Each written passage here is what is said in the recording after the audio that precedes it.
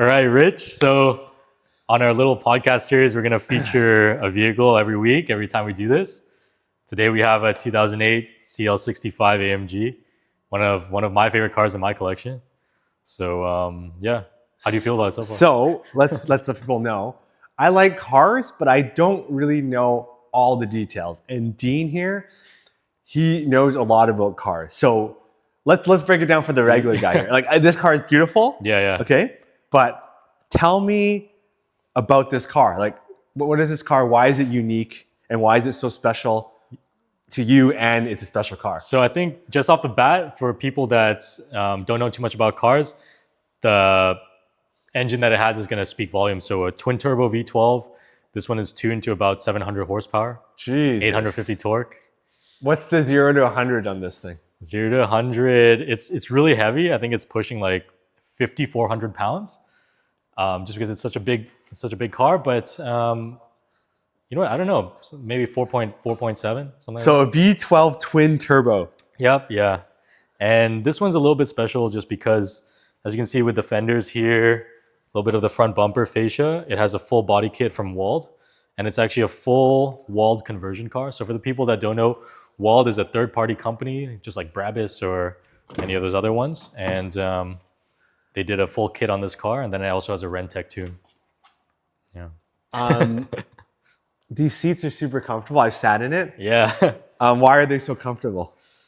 So Napa leather, the entire car, dashboard, steering wheel, door cards, the entire seats, and then they also have massage feature.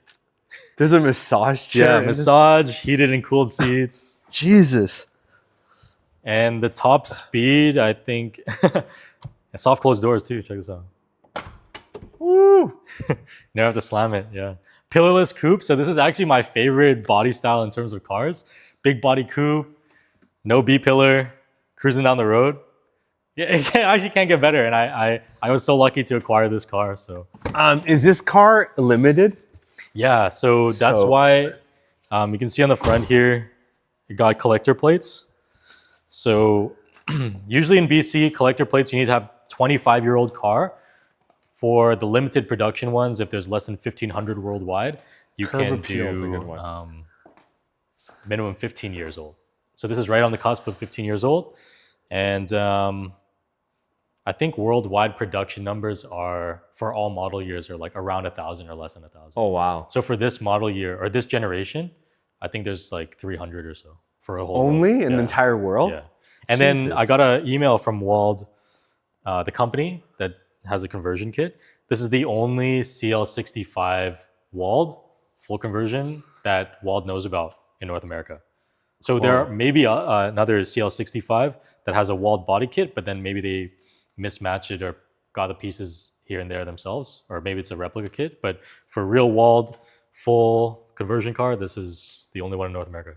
What year is this car again? 2008. How much does it cost to fuel a tank up? That's the question that everyone wants to know. So I think a 90-liter tank at our gas prices right now, it's about $180. It's not too bad.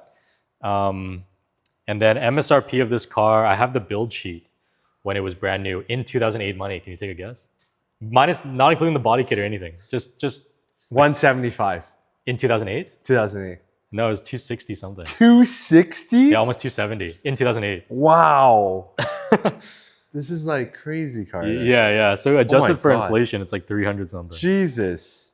And the new S-Class coupes are about the same for the V12. Oh, really? So it's pretty much the same price. Yeah. Well, I have an electric car. It saves a lot of money. But I do appreciate a nice... When I'm not in this thing, I got the V8, the G, so I'm not saving gas anywhere. I'm saving the environment for him, okay? Well, awesome. Thank you for sharing this great ride. This is really cool. And I've been in it, and it rips. It rips? You really feel it push you. Cool. So let's get on with the real estate chat. Let's go. Yeah. Cool. All right. So welcome to Curb Appeal, where we talk a little bit about cars, a little about real estate, and a lot about each other. Yeah, it's our first segment. Yeah. So let's get right into it. So I'd say, let's do an intro. For the people that don't know Richard, maybe some people that know me but don't know Richard, give you a little intro. I'm Richard. I am a real estate agent. I also own a gym, and I'm also a first responder. So I do a lot of things, all things I love, but keeps me very busy. And I just had a baby 3 months ago. He underplays it all the time. Like I think everybody I meet who knows you, obviously myself too, I feel the same way. We don't know how Rich does it. Something in the water that he drinks, or Maybe the I have coffee that he brews in the morning. Maybe I have a twin. Yeah, I really don't know how he does it, but yeah. And then for the people that know Richard but don't know myself, my name is Dean. I am also in real estate. That's how we met. I love cars. I rebuild cars in my free time. I'm rebuilding one right now. Should be done in the next month and a half or so. So me and Dean, we are a part of Vancouver House Sales, the real estate team. We have some other team members with us. And the reason we kind of want to do this was have a little fun with our interests, right? I like cars. He loves cars and knows a lot more about cars. So we figured it'd be kind of cool to like feature cars and talk about a little bit about cars, as well as just, how the real estate market is and how we came to do what we do, right? Yeah, 100%. And I think a lot of it too is sharing a little bit about like our entrepreneurial journey and a little bit about ourselves. So obviously, for the people that know me, I wear a suit like every day. I'm a little bit more casual today because this is like a casual thing. So that kind of brings us into our first point. You and I were both very entrepreneurial since a very young age. What is an entrepreneurial story that stands out to you from your younger years? So the thing about me was I didn't realize I was entrepreneurial until I took the leap and opened my gym when I was about late 20s. That's when I was like, after the gym, we did all that and it became successful. I really reinvigorated my entrepreneurial spirit again. And what I mean by that is when I was younger, I would always do entrepreneurial things, but my parents never was like, hey, your business, like you should lean into that. So for me, one of the earliest things I could think of, like I was always doing like, lemonade stands, like I remember in high school, I would get firecrackers from my dad and I would be selling firecrackers out of my backpack. That's one thing I always did. Yeah. Another thing that I distinctly remember doing was I had a garage and I would run a poker tournament on the weekends and then I would be the rake. So like, I'd take like 2%. And so like, and then another one thing I always did was like, I always like parties. I like people, like I'm just a people person. And that's why we kind of fell into this industry. Yeah. But another thing I would do is I would host parties when my parents are away or whatever. You charge people cover? No, not charging cover. But what I would do is I'd do one better, I think. I'd get my older cousin to buy alcohol and I would set up a bar and I would charge people alcohol like for the drinks. That's so. So I always did that. I just never like thought like that was entrepreneurial. It was just like I just wanted to make money. Like so, let's see the numbers. So let's say a good party weekend. How much you raking in? I mean, if you're a kid and you're making a few $100, I know, yeah, that's pretty good, right? Yeah. So that's kind of how I was always kind of doing things like that. Yeah. And I should have pursued it a little more, but I'm pursuing it now. So that's kind of my little journey of like entrepreneurship. I was always trying to think and hustle to like make money, but with people. And in terms of slinging like fireworks or things at school, you ever get caught? You ever get in trouble for those things? Or no. I do remember one time when I was in college and I was still throwing these parties. Yeah. And we rented, the party room of like a condo. Yeah. So our friend had a condo, and we the would amenity room. No, but yeah, the amenity room. Okay, but this is like this is like the furthest thing though. We got a DJ. We bought a bar. Like we were like $1,000 worth of alcohol back then or something like that. We got a bouncer. I got someone to be a bouncer. Basically turned it into a club. It's an actual club, yeah. Okay, and it was so crazy because this was college and people were coming and there's a lineup to get inside to the condo because you had to be on the guest list. Yeah. Because we had a guest list. You had this. Okay, and the craziest part was like this is like the coolest part about it was I remember the amenity room was packed. We had bartenders too. Like I also hired bartenders. Yeah. And like I would go up and like trying to buy people like, oh, get a drink. And I was like the owner. I was like, hey, and then the bartender would come to me and like whatever I wanted, right? Yeah. It's like boom right away. Okay, That's but hilarious. the thing was, it got so crazy. The cops came, but then when the cops came, you can't let them know you're selling alcohol because that's a big no-no, course, right? yeah. So like basically, when the cops were coming, I told everyone I took all the money and I put it in the thing and like I just got rid of it. So I was like, we weren't selling anything, right? We just had alcohol. Yeah, yeah. And then, yeah, but everyone got kicked Modern out. day bootlegger. But that's a good story. How about you, That's a Dean? good Tell us one. about you.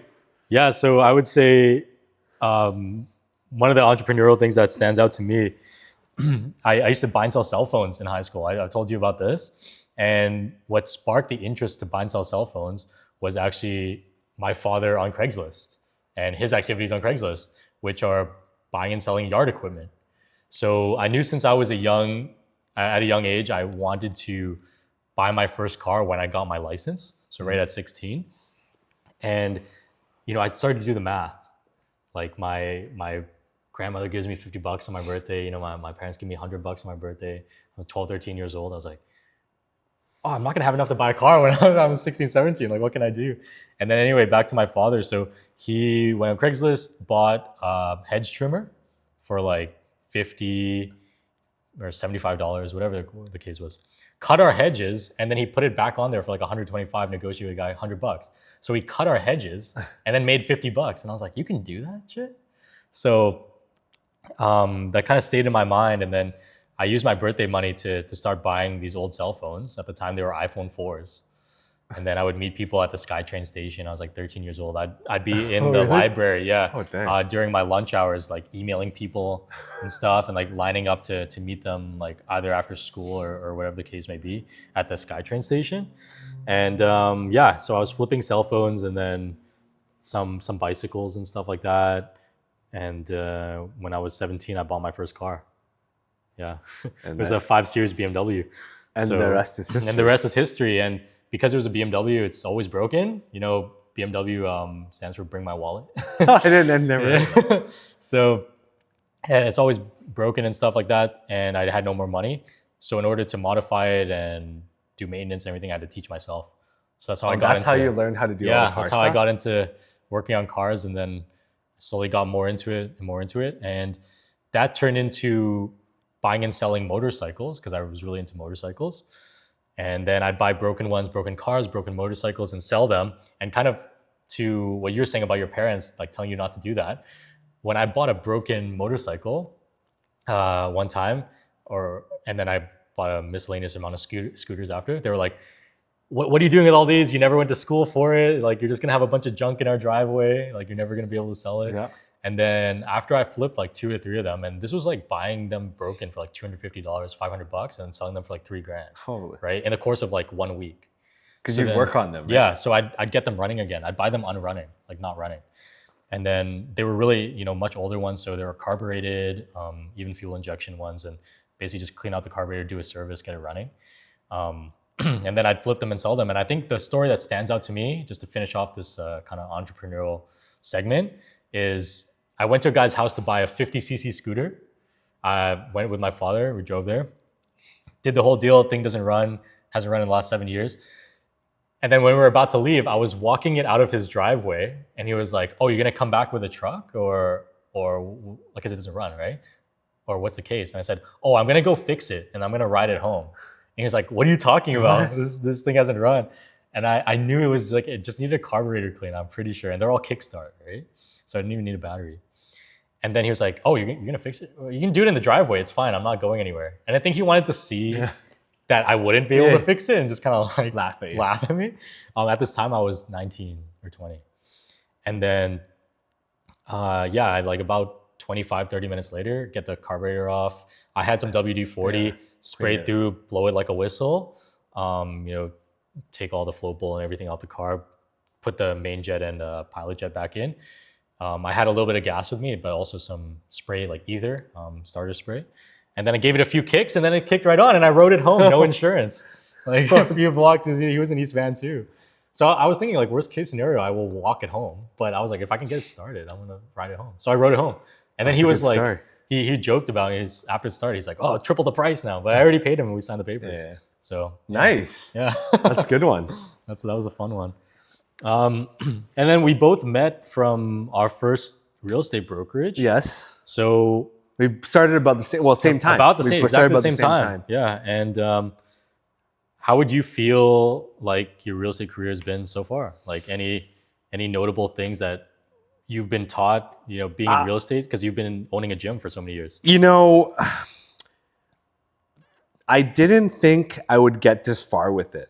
It's funny because it's not like I never believe myself. I always believe in myself, but I don't really think that far ahead. I just think like, okay, I got to do it. What's the next thing I need to do? Yeah. So, since when I started, I would never think I would be where I was right now, actually. Wow. So hopefully there's more to come. Yeah. Right? Us working together and Yeah. we're doing a lot of big things and exciting things. I think helping our clients and helping people looking for homes. But I never really I put goals, but I don't focus on them. I just always focus on doing one thing at a time. So just to put that in perspective, I didn't think I would do this well and be able to cater to so many clients and help so many people. Yeah.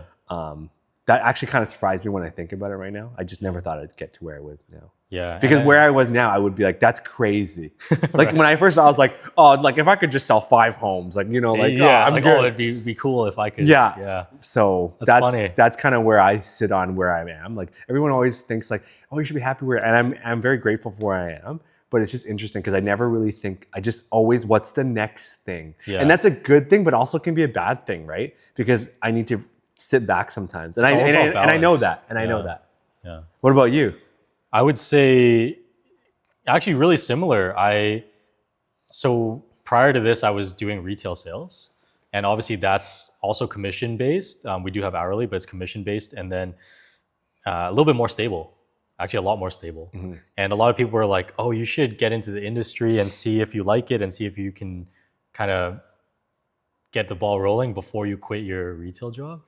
And then I was just like, screw it, I'm young. Let's just go like all out into real estate. Yeah. And then see how it goes. And I've learned so much and kind of the same thing. I didn't have really high expectations when I got into the industry. But as each step goes by and then, you work so hard to close a deal and then you can look back at it now and it's like, oh, I learned so much from that. And this deals like that are bigger than I thought I'd ever close. Then at this point I can look back and be happy that those things happened.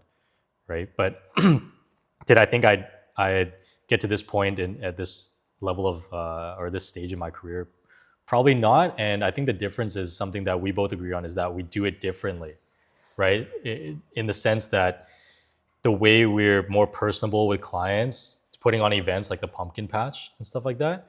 We're, really about community, personable, relationship building with the client. And I think it pays back. I hope so. Yeah. I mean, for me, I feel like it's been paying back. Yeah. Yeah. So speaking on real estate and for how long we've been in the industry, what's a story that stands out to you that is like was a struggle and you learned something from it, or you didn't expect to have this happen to you? Well, every deal you learn, because no deal is the same sure. in real estate, even if it seems very standard. Yeah. But a funny story, actually, I only know this because someone asked me this the other day, so it's top of my head. So I had an offer as a buyer, helping a buyer, and the parents obviously just had to help them with some funding, which is very normal, happens all the time. But what happened was the deal collapsed. Okay, something happened, the deal collapsed.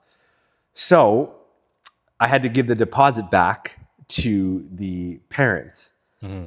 But the parents are not from Canada and they're not used to our banking system. So like for me, if you get a bank draft, you know it's safe. Yeah. Like it's as good as money in your hand, right? Yeah. But you don't realize when people come from different countries that their banking system is not as stable as ours, they didn't believe me that I was giving their money back. So I gave them a bank draft from our office, like brokerage, to them, right? Like in trust. Oh, it's like in their name. Everything, right? And they were like, okay, what does this mean? Like, where's my money? Like, and this like, is a piece of paper. This is it. This is your money. Go deposit and it's all yours, right? Yeah. They got so mad that they didn't think it was real because they thought I could scam them because in their country, I guess these things can happen, right? Yeah. Doesn't mean anything until it's in your bank account. Yeah, right? until you see the balance change. So I had to go with them to the bank, Yeah. go deposit it with them. Okay. But even then, when they deposit it, they ask, hey, is the account money in my account? And they're like, well, yes, is as good as it is. But they're like, but he's like, is it actually in my account right now? And they're like, well, no, because it takes a couple days to clear, 2-3 right? business days, yeah. And he was very, very upset and thought I was scamming them and almost got into, I think he wanted to fight me. Yeah. And then the bank manager had to be like, well, in reality, not, sure, but it's there. Yeah.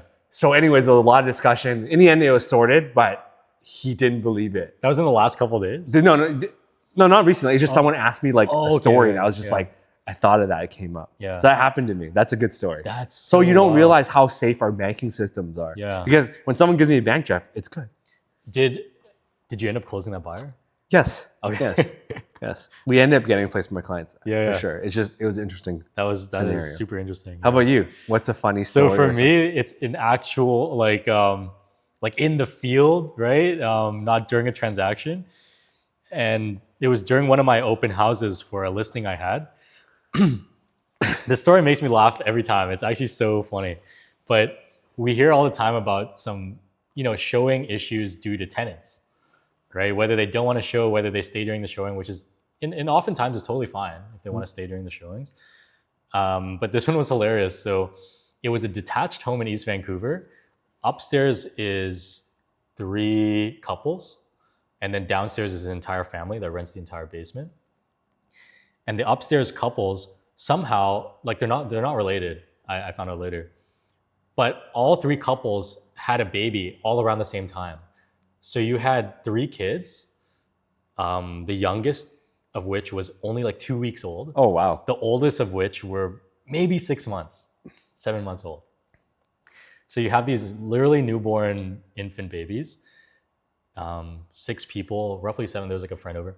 Anyway, I gave 72-hour notice, 1 week notice for the open house, 72-hour reminder, and then another 48-hour, hey, just let them know, because I heard they were a little bit difficult. Mm-hmm. And then the same day, hey, I'm gonna arrive at 1:45. Open house starts at 2, just to get everything set up and everything like that. I was texting the seller that was relaying the information, and they kept saying, oh, I've sent it over to them. They said, okay. Anyway, I get there, and they said, hey, everyone's out of the house. I had my own set of keys for this house. Everybody's out of the house, you're good to go. I go to unlock the door. All I hear inside is like the biggest commotion ever. So just an earshot, a guy yelling on the phone on FaceTime, like a soccer match at the full volume, like pots and pans clanking and everything like that, and then music from another room, and then like a baby crying. And I was like, well, that's okay. We still have some 10 minutes to get for the open house. Yeah. And then, anyway, they end up staying for the open house, like during the time. And in the kitchen, you had like a whole kitchen workstation. One lady was chopping vegetables. Another lady was stirring like a huge pot. Like I swear they're making empanadas or something. Like a huge pot of stew, there's just smoke everywhere. And then another guy's like kneading flour and like tossing it and pounding it. And there's like flour flying in the air from this dough.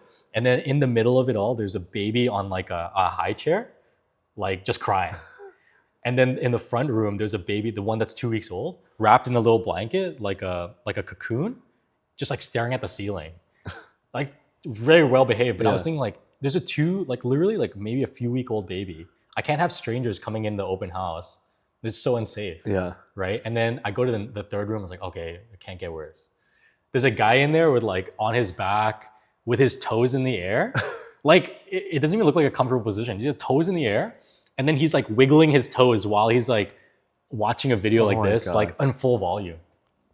And I was like, okay, this is not doable. Like I have to cancel the open house. And we priced pretty aggressively. So there were actually 4 groups waiting to come in. Because I told the first group, give me 5 minutes, like right at 2 o'clock. And then it compiled into 4 groups when I finally went out, we have to cancel. Right? And there's 4 groups. So there's like 12 to 15 people out there. And I was like, we just have to cancel. Huh. And that was probably one of the funniest ones. Yeah. That's the thing about real estate. You never know. It's unexpected. Yeah, you never know. So let's dive a little bit more into some informational real estate. How do you feel like this year, you know, being now a few years in the industry, how do you feel like this year has stacked up, and basically what are your predictions at the end of the year? From January to now, how do you feel? Well, as most people probably know, you know, the economy and is having a little bit of issues due to like, you know, the US. A lot of political stuff. A lot of political stuff. But, you know, sales have been going for us, but just in general, sales have slowed this year. And also what makes it seem worse is there's so many listings this year. The biggest difference is there's a lot of listings today. It seems like everyone wants to sell in terms of, I think a lot of people want to upsize. Yeah. I see a lot of people like that bought, you know, before COVID, and interest rates are coming down now, right? Yeah. Another interest rate drop just today, right? Yeah. So I think a lot of people are trying to take advantage of that on that side, but also on the first-time home buyer side, or people trying to get in the market. I feel like they don't know how the market is going to be if it's going down more. Yeah. Because the market has dropped significantly, like we were honest, right? It has dropped quite significantly. So it's a great time for people trying to buy. But I feel like a lot of people are holding out because they're not sure if it'll go even lower, right? Yeah. What do you think? And I would say, obviously, the answer is it always depends, you know? But it really comes down to what your goal is, right? When it comes to real estate, in terms of, do you plan to upsize? Do you plan to downsize? Do you plan to liquidate this and then buy a next investment, right? But in terms of what I've seen from the beginning of the year to now, yeah, the highest amount of listings that we've ever seen, the lowest amount of buyer activity that we've seen. So it just creates staler and staler listings. I feel like there's still a lot of pent-up buyer demand. Like I know a lot of people that still want to buy. Yeah. It's just that they want to get the right timing right. And I understand. I don't feel like it equates to real action. Do you feel like? Yeah, like they're kind of just waiting. Yeah. So like if you're one of these people waiting, nothing wrong with that. The biggest tip I can give you is have everything ready to go, right? Yeah. Have your financing. Hey, if you need to move, are you on a month-to-month lease? Like, what's your scenario? Because if you really do want to take advantage of the market ending this year or swinging into next year, there are lots of deals. But if a deal comes up, can you still take advantage of it? And that's the biggest thing that I talk to a lot of buyers about. It's like, hey, I don't want to buy right now. I'm waiting for it to go down more. Absolutely fine. Yeah. How we work, we're not here to sell anyone. I always say, we're never here to sell anyone. We're to give you the best advice possible, to give you the best deal possible, whether you're buying or selling. That being said, you have to be prepared, because if a deal comes up and it's $200,000 under what it was a year ago, okay, that's a great deal, isn't it? But are you ready? Are you ready to pull the trigger right now? Yeah. Right? That's what I get. A lot of people, they say they want to do it, but I know that they can't, even if I give them a great deal right in front of them. Exactly. Right? Yeah. So a lot of times they want to wait to get the ball rolling after they feel like, but that's honestly what the majority of public does. Yes. And then by the time they do jump in, you're gonna, not that it's too late necessarily, but maybe you're not gonna get that deal that you're hoping if for. you want to take advantage, if you really want to, if you really want to say, I want to take advantage of the market, that is what you have to be prepared for. Yeah. Right. Jumping on that deal when it does come. Right. 100%. Yeah. And a lot of it too is not just getting the finance in order and having, you know, your month-to-month lease, like what is your move going to look like? Yeah. It's about understanding your wants and needs, narrowing it down, and seeing what's really realistic in the market.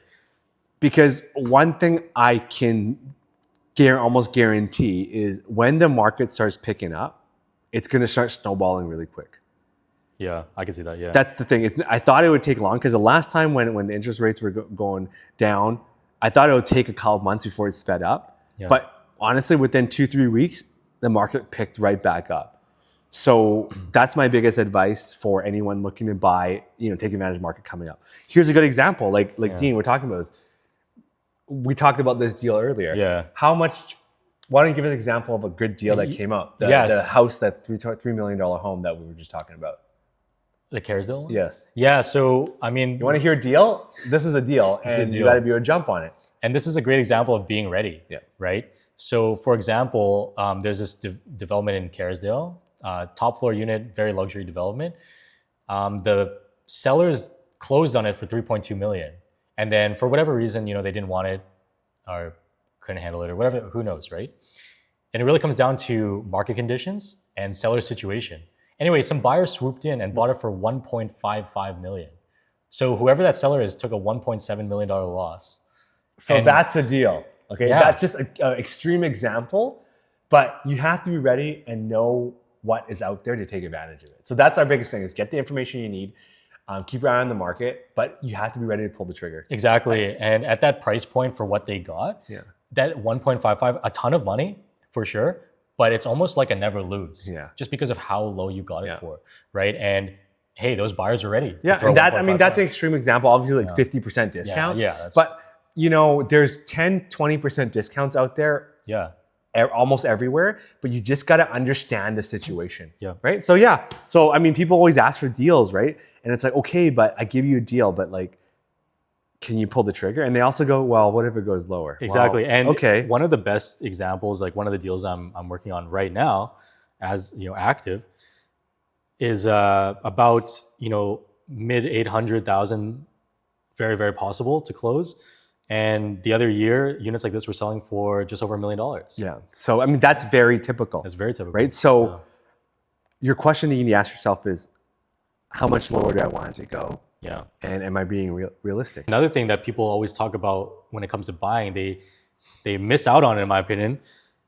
Everyone wants to talk about price, but they don't talk about buyer conditions. So right now, the buyers that I'm dealing with, they take their time looking, right? We don't have to be pressed of, oh, but the offer has to go in tonight. Oh, we're competing with 5 other people. Yeah. We're competing against nobody, because there are just, again, there are pent up demand for buyers, but how many people are actually pulling the trigger is low, right? So we can take our time, and the buying process is a little bit more enjoyable, a little bit better for the people who get high anxiety, actually, because they can take their time. On the flip side of that, because there's so much choice, you know what else I noticed? It's I call it paradox of choice. It's like there's too much good stuff out there. Not good stuff, but there's too much stuff out there. Too many options. And they actually like don't know what to do. It's actually quite interesting. Yeah. So it's just things you see, right? Yeah. And those are the kind of market conditions that people talk about. I think when people, like I said, talk about market conditions, they always talk about how many sales per month, how many dollar amount has it dropped over the last month and stuff like that. But how about the buyer's process and how smooth it goes versus a different market, and how quickly it goes versus in a different market, right? Mm-hmm. So I think it's pretty favorable right now for a lot of buyers. Yeah, definitely. So I agree with you on that. And then stepping away from real estate. Good. So let's talk enough about that. Yeah, talk about enough about real estate. So in your own personal goals, powerlifting and stuff like that, what are some of the achievements in your own personal life, enjoyment, sports, whatever that are notable to you, for powerlifting, let's say? Well, I do Olympic weightlifting, and I just competed in World Masters a couple months ago. Yeah, a couple months ago. And I came in 4th. Yeah. So it's pretty good. I was pretty stoked about it. This guy's so humble. Like, I didn't even know he's going out there. Like, he said, I'm going to go to Vegas. I'm like, cool. Going with Viv? He's like, yeah, going with Viv. And then at the end, he's just like, yeah, it's for competition. And then the next post I see he does is like, oh, it's World Masters, and he plays 4th. And I was like, yo, it was like a walk in the park. Like, oh, it's another day. No. We're just here to just keep fit and have a good time. But I do enjoy that sport. I love coaching. I do own a gym, so that's part of my passion. I just had a baby 3 months old. Yeah, that was so I'm learning the ropes on that. My wife's awesome for helping me take care of Zendaya, giving me time so we can do this podcast as well. But basically just family and just trying to enjoy that while we busy building, helping our clients, right? What about you? My personal experience, right now, if it's not real estate, it's still like very much cars. Yeah. I do, find good deals, work on them, enjoy them, and then sell them when I can. So not really like a side hustle, but a passion project, right? And you're helping me find a BMW. I mean, sorry, not a BMW, not a Bring My Wallet. You're helping me find a Mercedes. I'm telling you, Mercedes. either a classic Mercedes or a nice 911. Man, and like a little 997 911. There's a big issue with those cars. It has like an IMS bearing issue. But you can fix that. Yeah, they have a lot of kits that solve that problem, and we're gonna get you sorted. Yeah, get you sorted. So this is our. I think we should wrap it up. Yeah. This is our first segment or episode of Curb Appeal. Yeah. Like I said, hope you enjoyed it. We're just gonna talk about cars, a little bit of real estate, a little bit of life, and Yeah. just kind of share a little insight of what we do on the back end, right? What we really want to do with this podcast too is kind of share more personality, right? We're always talking about market updates, new listings, open house on our social media. And I think social media is a great tool, not only to display those things and be, marketing things, but how about just sharing your personality, right? And a bit about ourselves, and not just how we do business, but, how we go about life. Yep. Just a little insight. So hopefully we'll have more of these episodes to come. Yeah. Well, thanks for tuning in to our first episode here of Curb Appeal. We're going to be putting out episodes bi-weekly, monthly, whatever. Keep it chill, keep it casual. And But we do have a special vehicle coming soon. So that might be the next one, or maybe that is the next episode. Yeah. Because this will be ready. So stay tuned for that. I think you'll enjoy it. Actually, out of my entire car collection, once that's complete, that'll be the forefront of any car that I've been around, period. Yeah, that's the number one. Well, stay tuned. Thank you for joining us on Curb Appeal, and we'll see you next time, and happy hunting. Yeah, catch you on the next one.